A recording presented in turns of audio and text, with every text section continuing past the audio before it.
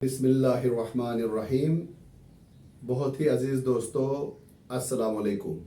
آج کا ہمارا ٹاپک ہے سپورٹس کا، کھیل کود کا بچے کی شخصیت سازی میں کیا کردار ہے. اس حوالے سے والدین اور اساتذہ کی ذمہ داریاں کیا بنتی ہیں.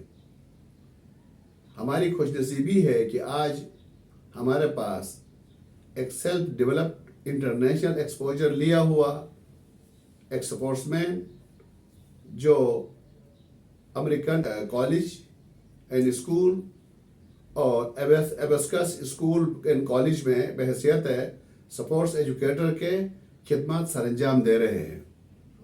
جناب شبیر احمد جو کراٹے کی دنیا میں 5th ڈگری بلیک بیلٹ ہے اور ماشاءاللہ سے آپ نے انٹرنیشنل ایکسپوجر بھی لیا ہے. نیشنل لیول پہ اس کی کئی کامیابیاں ہیں اور SKIF چیمپئن شپ میں انہوں نے انٹرنیشنل فورم میں جا کر مقابلوں میں حصہ لیا ہے اور نیشنل چیمپئن شپ میں بھی ان کی بڑی کامیابیاں ہیں، فتوحات ہے. تو آئیں ہم ان کے تجربات سے استفادہ حاصل کرتے ہوئے اپنے بچوں کی تعمیر و ترقی میں اپنا رول کو بہتر بنانے کے حوالے سے ان سے ٹپس سنیں، ان کے تجربات سے فائدہ اٹھائیں. آئیں بات کرتے ہیں جناب شبیر احمد سے. تو پلیز آپ ہمیں بتانا پسند کریں گے کہ یہ کھیل کود کا میدان جو ہے، جس کو بغیر چھت کا اسکول بھی کہتے ہیں، یا جو سپورٹس ایکٹیویٹیز ہیں، یہ بچے کی کردار سازی میں، شخصیت سازی میں کس طرح کا رول پلے کرتی ہے. بہت بہت شکریہ علی جان صاحب، آپ نے مجھے انوائٹ کیا اپنے چینل میں. سب سے پہلا سوال جو آپ نے کیا کہ کیا سپورٹس کا میدان جو ہے وہ کیا کردار ادا کرتا ہے بچے کی شخصیت سازی میں، یہ ہمارا آج کا سوال ہے.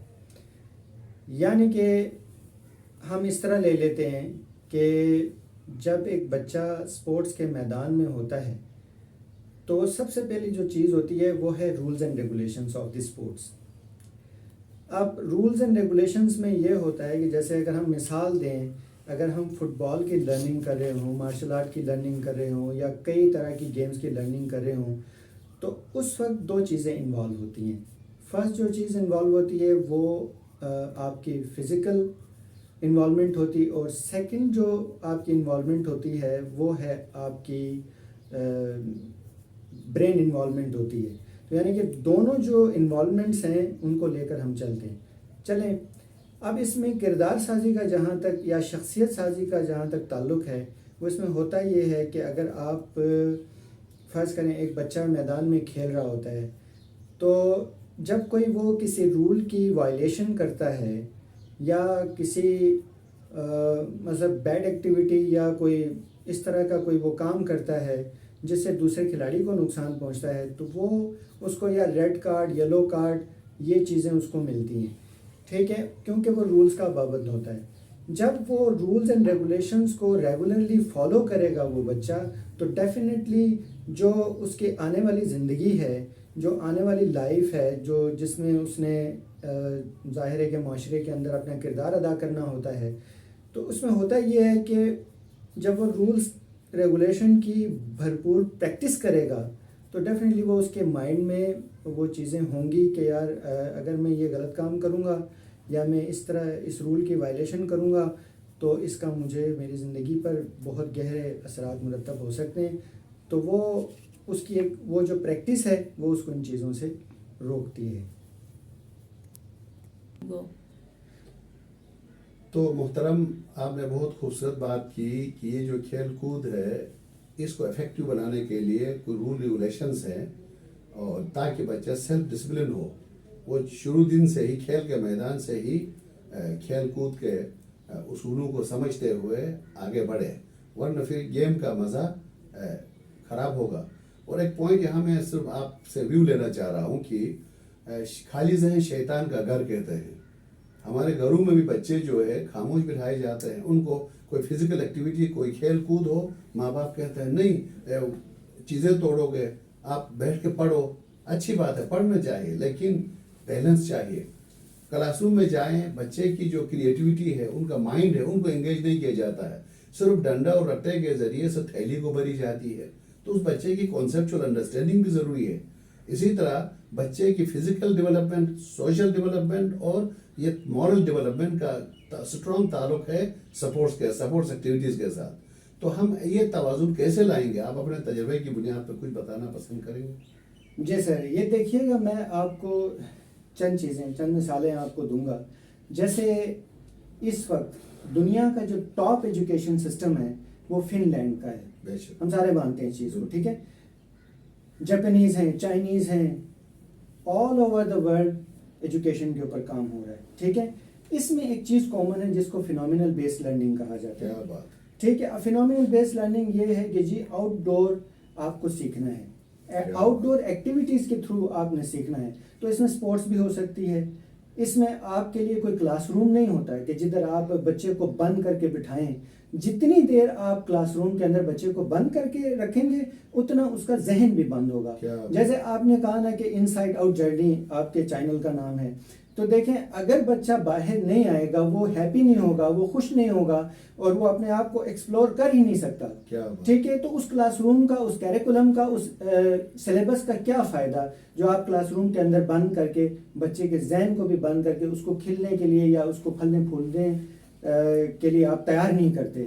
ٹھیک ہے نا. تو میرے حساب سے اسپورٹس ایک ایسی چیز ہے جو بچے کو ہیلپ آؤٹ کر سکتی ہے کہ وہ مثلاً ایکٹیویٹیز کے تھرو بہت ساری چیزیں، فزیکل تو وہ ہوتا ہی ہے، فزیکل ٹریننگ ہوتی ہے، اس کی باڈی میکینکس ٹھیک ہوتی ہیں. اچھا، وہ الگ ہے. ظاہر ہے کہ اگر ایک بچہ کمرے کے اندر بند ہو، گھروں میں بھی ایسا ہی ہو رہا ہے آج کل. آپ دیکھیں بچہ اگر کوئی ضد کرتا ہے، یہ جو ضد پیدا ہو رہی ہے بچے کے اندر، یہ آ رہی ہے.